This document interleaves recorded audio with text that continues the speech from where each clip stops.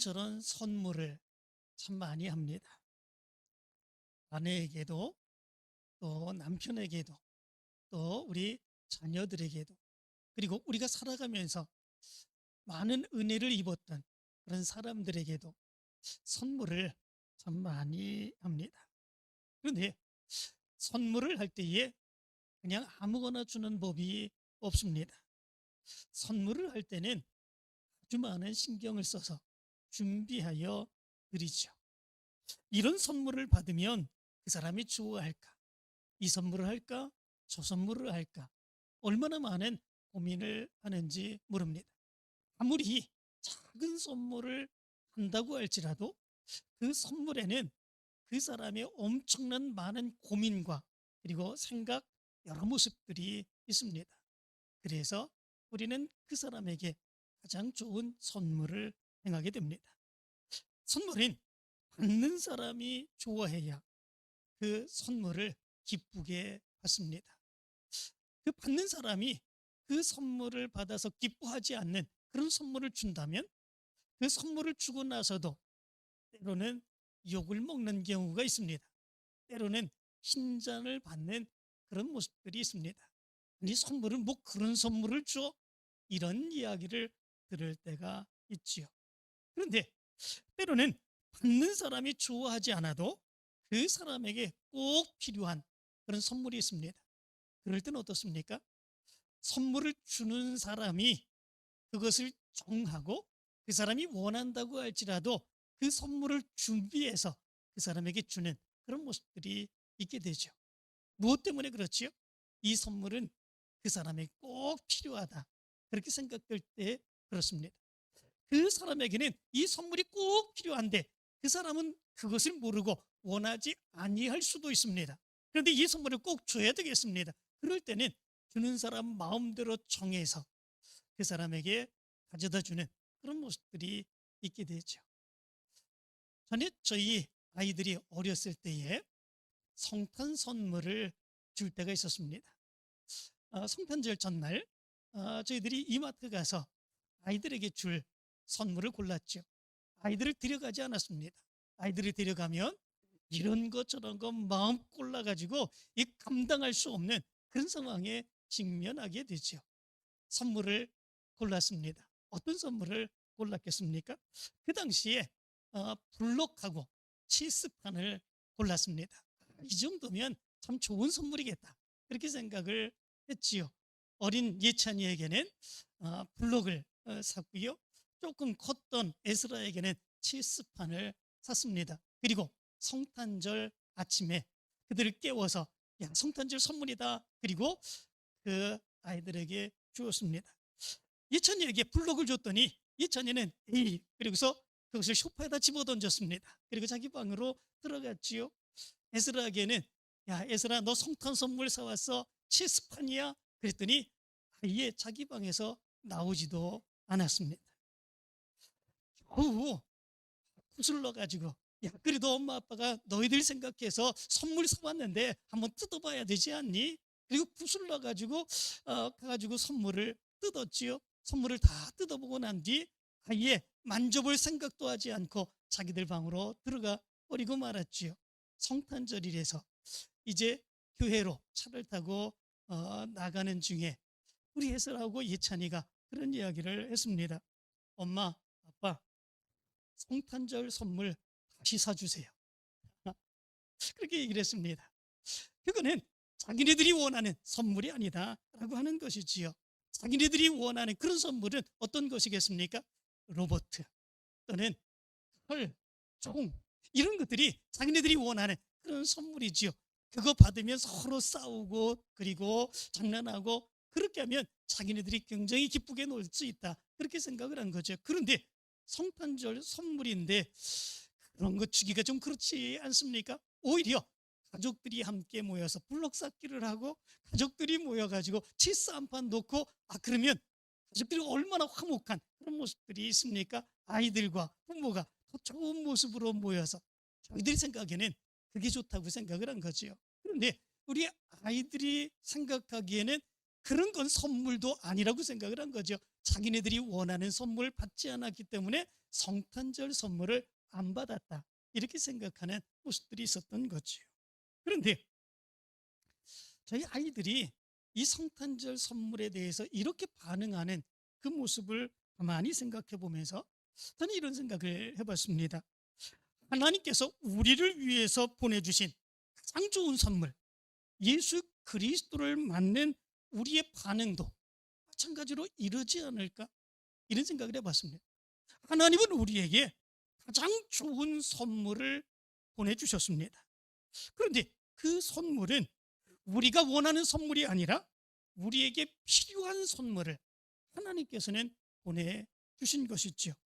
그 선물은 우리가 원하는 선물이 아닐 수도 있었습니다. 그렇지만 하나님이 우리에게 주신 선물은 우리에게 꼭 필요한, 가장 필요한 그런 선물이었습니다. 그 선물, 예수 그리스도시지요. 예수 그리스도를 통해서 죄악 가운데서 죽어가던 우리의 영혼을 구원시키기 위해서 예수 그리스도를 가장 좋은 선물로 우리에게 보내주셨던 거죠. 그런데 그것이 우리가 원하는 것이 아니었기에 바로 하나님의 선물을 받았음에도 불구하고 그 하나님의 선물에 대해서 우리는 아무런 관심과 주목도 행하지 않은 이런 모습들이 있었던 것이죠. 예전에 프로그레스라고 하는 그런 잡지가 있는데, 그 잡지에서 하나님이 예수 그리스도를 왜 이 땅에 보내주셨는가, 그 이유가 무엇인가, 그것에 대해서 이렇게 써놓았습니다. 만약에 우리의 가장 큰 필요가 정보였다면 하나님께서는 우리에게 교육자를 보냈을 것이다. 만약 우리의 가장 큰 필요가 과학기술이었다면 하나님께서는 우리에게 과학자를 보냈을 것이다. 만약 우리의 가장 큰 필요가 돈이었다면 하나님께서는 우리에게 경제인을 보냈을 것이다. 만약 우리의 가장 큰 필요가 쾌락이었다면 하나님께서는 우리에게 엔터테이너를 보냈을 것이다. 그러나 우리의 가장 큰 필요가 죄의 용서이었기 때문에 하나님께서는 우리에게 구세주를 보내셨다. 이렇게 썼습니다. 그렇지 않습니까? 하나님이 우리에게 가장 필요로 한 것, 그것이 어떤 것인지를 분명하게 아시기에 하나님이 원하시는 그 선물을 우리에게 보내주신 거죠. 그런데 우린 그런 하나님의 뜻을 잘 모릅니다. 우리는 대부분 근시안적인 그런 생각을 가지고 있습니다. 앞밖에 보지 못하는 그런 모습들이 있죠.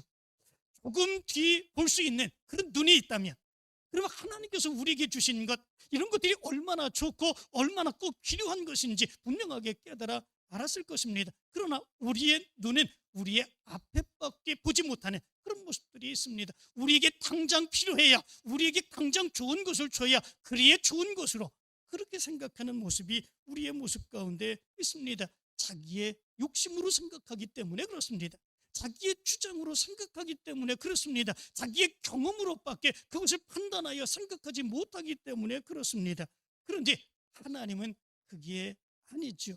우리가 알지 못하는 우리의 죄악, 그 모습 가운데서 우리의 영혼이 죽을 수밖에 없는 그 모습이 가장 먼저 가장 필요한 것이기에 하나님께서는 우리에게 가장 필요한 선물로 예수 그리스도를 보내신 거죠.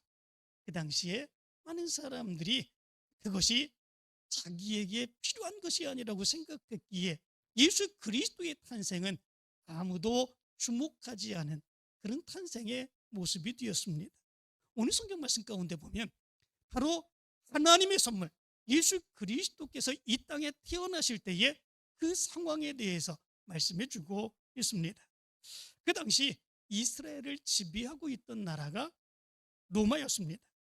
이 로마 제국은 원로원에 의해서 통치가 되었었는데, 가이사 아우구스토 때에는 원로원의 권력이 굉장히 약화되었고 가이사 아구스토에게 권력이 집중되는 그런 모습들이 있었다고 그럽니다. 향후 이 가이사 아구스토는 황제라고 불림을 받게 되었고, 그리고 이 로마를 든든하고 안정되게 이끌어가는 그런 황제가 되었던 것을 보게 됩니다. 이 가이사 아구스토가 로마를 효율적으로 통치하기 위해서 영을 내려서 전나에 다 호적하라, 이런 명을 내렸다고 말씀해 주고 있습니다. 호적이라고 하는 것이 무엇입니까? 우리도 지금 호적하지 않습니까? 그 사람이 언제 어디에서 어떤 부모에게서 태어났는가라고 하는 것을 등록을 하는 거죠. 그것이 호적입니다. 이런 호적이 있어야 그 나라 백성들을 효율적으로 통치할 수 있게 되죠. 그리고 그 나라를 운영하기 위해서 세금도 효율적으로 받을 수 있게 되는 이런 모습들이 있게 되지요. 그렇지만 호적하라, 그 이전까지만 해도 그런 호적이 없었던 그런 모습 가운데에 호적하라 라고 하는 그 명령은 사실은 그것을 행해야 되는 사람들에게는 굉장히 힘들고 어려운 그런 일이었습니다. 왜냐하면 그 옆에서 그것을 갖다 등록만 하면 되는 것이 아니라 그들의 고향으로 가서 거기에 자기의 부모가 누구인지, 누구에 의해서 태어났는지 그런 것들을 다 등록해야 됐기 때문에 그렇습니다. 교통수단이 불편했던 그 시대는 정말 자기의 고향까지 멀리 있는 사람 같은 경우는 굉장히 찾아가기가 힘든 그런 상황이 있게 되지요. 자기의 상업도 있지 않습니까? 어떤 사람은 장사하는 사람도 있을 것입니다. 어떤 사람은 농사를 지은 사람이 있을 것입니다. 어떤 사람은 다른 일을 행하는 사람들이 있을 것입니다. 그 모든 것들을 놓고 그리고 호적하기 위해서 가야 되기 때문에 상업에도 막대한 지장이 있게 되는 이런 모습들이 나타날 수 있겠지요. 뿐만 아니라 가고 오는 그 길에 어떤 일을 당할는지 알 수 없는 이런 상황이 직면되게 되는 그런 모습들이 있겠지요. 그리고 호적을 하게 되면 무조건 다 좋은 모습들이 있는 것만이 아니라 그것을 통해서 오히려 더 많은 세금을 거두게 되는 손해가 올 수 있는 그런 모습들이 있습니다. 이런 모습들 때문에 사실은 호적을 행해야 되는 사람들에게는 굉장히 불편하고 힘들고 어려운 그런 모습들이 있는 거죠. 그러나 로마의 지배 가운데서 그 나라의 사람으로 살아가기 위해서는 반드시 해야 되는 그것이 호적 행하라는 그런 명령이었던 것이지요. 이 명령은 요셉에게 있어서도 이제 마찬가지입니다. 요셉도 호적하기 위해서 자기의 고향으로 가야 되는데 그 모습이 굉장히 힘든 그런 모습들이 있었던 거죠. 호적하러 가기 위해서 그 먼 길을 가야 되는 그런 모습들이 있기 때문에 그렇습니다. 그 당시 이제 나사렛에서 이제 베들레헴까지 가는 그 거리가 어느 정도 거리였었냐면 150km나 되는 그런 거리였었다고 그럽니다. 걸어서 또는 낙이나 말이나 이런 것들을 타고 가야 되는 그런 거리로서는 굉장히 먼 그런 거리죠. 힘들고 어려운 거리일 수밖에 없습니다. 더구나 이 요셉과 약혼한 마리아도 함께 가야 되는데 그때에 이 마리아는 아기를 잉태하고 해산할 날이 가까운 그런 모습들이 있었다고 말씀해 주고 있습니다. 그렇기에 그 아내를 데리고 호적하러 간다고 하는 거 쉬운 일이 아니죠. 오늘 성경 말씀 가운데 보면 그래서 결국은 그 모습 가운데서 아기를 낳을 수밖에 없음을 이렇게 말씀해 주고 있습니다. 거기 있을 그때에 해산할 날이 차서 첫 아들을 낳아 강보로 싸서 구유에 뉘었으니 이는 여관에 있을 곳이 없음이라라. 이렇게 말씀해 주고 있습니다. 그 당시에 호적하러 갔던 그 상황의 모습이 이렇습니다. 힘들고 어려운 모습들이 있었습니다. 그리고 그런 모습 가운데 이제 예수 그리스도께서 이 세상에 태어나는 그런 모습들이 있게 되었던 것이지요. 그런데 예수 그리스도 그분은 누구이십니까? 하나님이 우리의 사정, 우리의 형편, 우리의 필요를 아시고 가장 좋은 선물로 예수 그리스도를 보내신 그런 모습들이 있는 거 아니겠습니까? 그런데 하나님이 보내주신 가장 좋은 선물, 그 선물을 바로 말의 마구간 그리고 그가 나서 부유에 놓일 수밖에 없는 이런 모습들이 있게 되었던 거지요. 아무도 주목하지 않은 하나님의 선물이었습니다. 아무도 기뻐하지 않는 하나님의 선물이 이런 상황 가운데서 태어나게 되는 그런 모습들이 있었던 거죠. 그래서 어떤 신학자는 이렇게 이야기했습니다. 우리 인류를 구하러 오신 하나님의 아들에게 우리 인류가 최초로 준 선물은 구유였으며 마지막으로 준 선물은 십자가였다. 이렇게 이야기를 했습니다. 정말 안타까운 그런 모습들이 있는 거죠.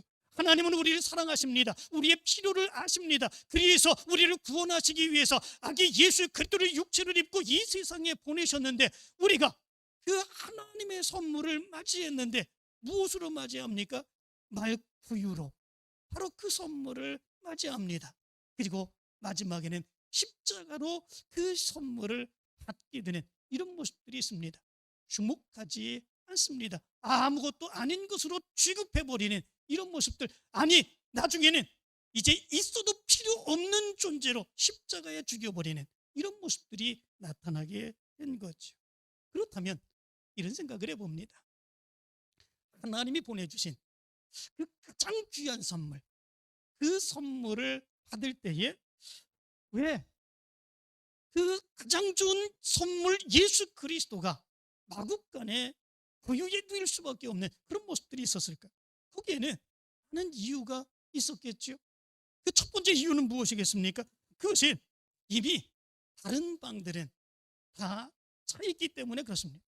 여관이 없었다고 말씀해주고 있지 않습니까? 그 당시는 호적하는 기간이었습니다. 수많은 사람들이 이제 갈릴리 나사렛으로 모여들게 되고, 그 나사렛에서 그 베들레헴으로 모여들게 되고, 그리고 그 많은 사람들은 이제 바로 하루 만에 돌아갈 수 있는 그런 거리가 아니었기 때문에 여관을 잡아서 잠을 청할 수밖에 없는 그런 모습들이 있게 되죠. 서로가 먼저 가서 각 방을 다 잡아놓은 상태 가운데에 그것을 양보할 사람이 어디 있겠습니까? 그걸 양보한다고 하는 것은 자기는 밖에서 자야 된다고 하는 그런 의미인데, 결국은 내가 먼저 잡았으니까 내가 여기서 자야지, 당연히 그렇게 생각하는 그런 모습들이 있게 되지요. 방이 없습니다. 이미 방은 가득 찬 그런 모습들이 있는 거죠.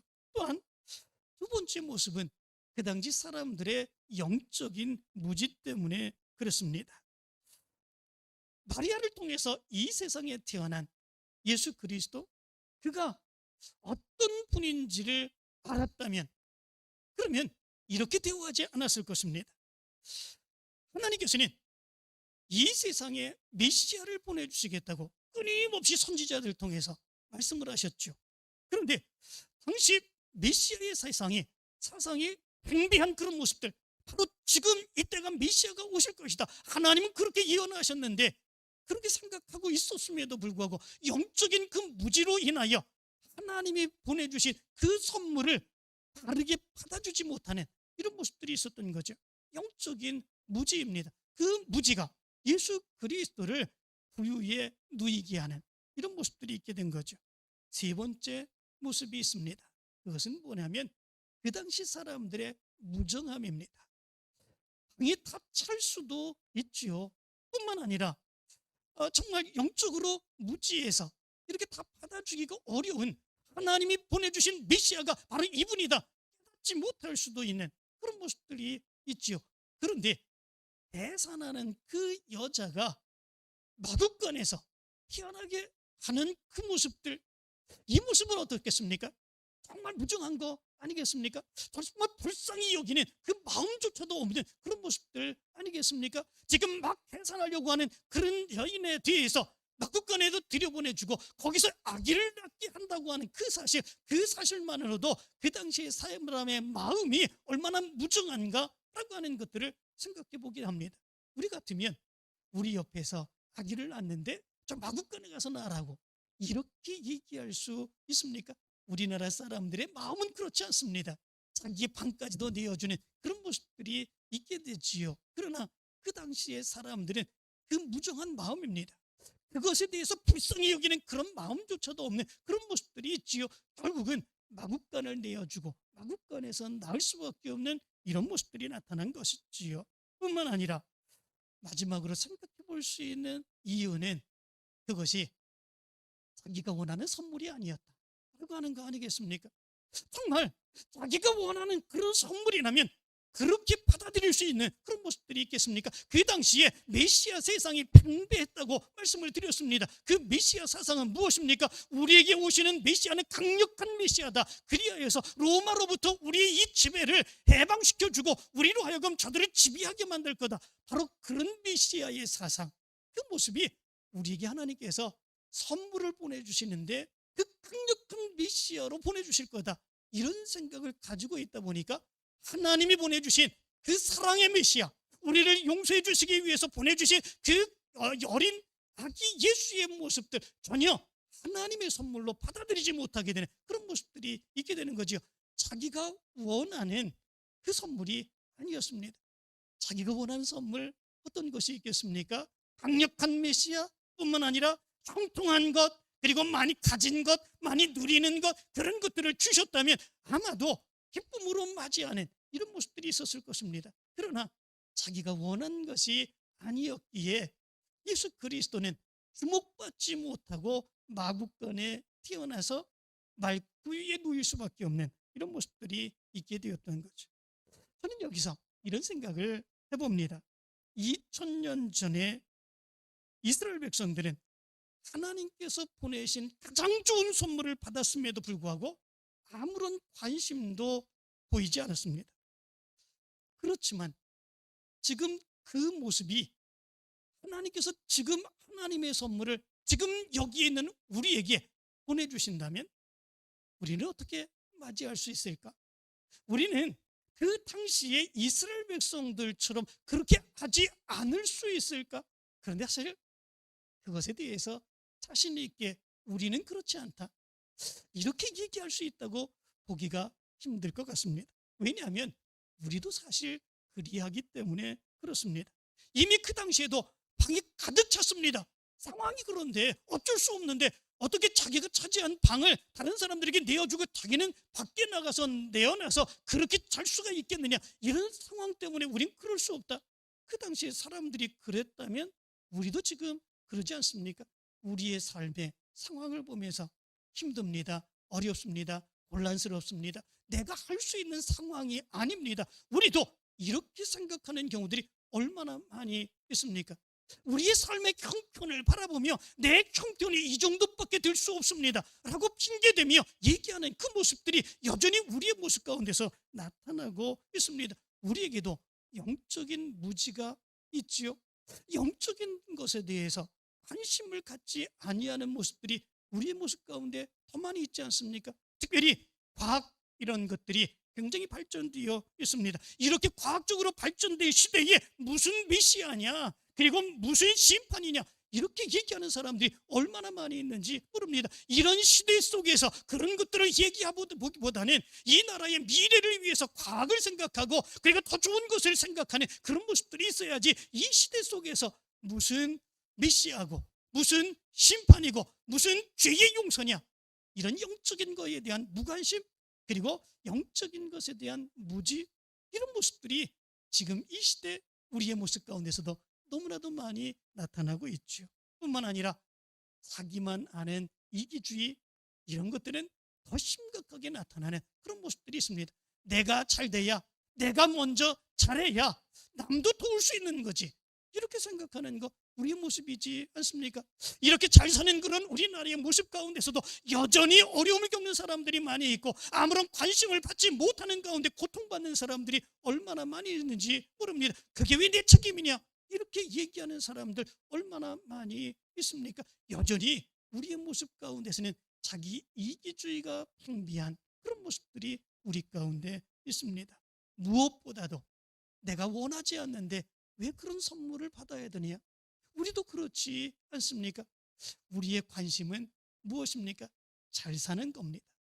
많은 돈을 버는 겁니다. 높아지는 겁니다. 잘 되는 겁니다. 형통하는 겁니다. 내가 다른 사람보다 더 높아지고 잘 되는 그런 모습들이 우리의 주 관심입니다. 우리의 주 관심이 그것인데, 하나님이 아무리 좋은 선물을 우리에게 주신다고 할지라도 우리가 그 하나님의 선물을 하나님 감사합니다 받을 수 있는 그런 모습들이 있겠습니까? 나와 상관없는 그런 선물인데, 내가 원하는 선물도 아닌데 우리가 그것을 받으며 기쁨으로 여길 수 있는 그런 모습들이 있겠습니까? 아니지요. 2000년 전에 바로 이스라엘 백성들의 그 상황의 모습이 예수 그리스도께서 이 땅에 태어나시는데 아무런 주목도 받지 못하며 마국간에 태어나셔서 말구에 누이신 것처럼 지금도 하나님이 우리에게 가장 좋은 선물을 보내주신다면 우리도 마찬가지로 또 그리할 수밖에 없는 그런 모습들이 있지 않을까, 이런 생각을 해봅니다. 그러면 하나님의 선물을 하나님의 선물로 기쁨으로 받을 수 있는 그런 모습들이 있으려면 어떻게 해야 되겠습니까? 하나님의 마음을 가져야 되죠. 하나님이 우리에게 무엇을 원하실까? 하나님은 우리에게 무엇을 원하시며 나는 하나님의 그 마음에 하나님의 뜻에 어떻게 응답할 수 있을까 하는 것, 그것에 대한 관심이 우리의 모습 가운데 있어야 되죠. 그럴 때에 하나님이 보내주신 하나님의 선물을 받아들일 수 있으며 그 하나님의 선물로 기뻐할 수 있으며 하나님의 놀라운 역사를 이루어갈 수 있게 될 수 있다라고 하는 거죠. 사랑하는 성도 여러분, 이 시간에 여러분들에게 하나님의 마음을 깨닫기를 간절히 원합니다.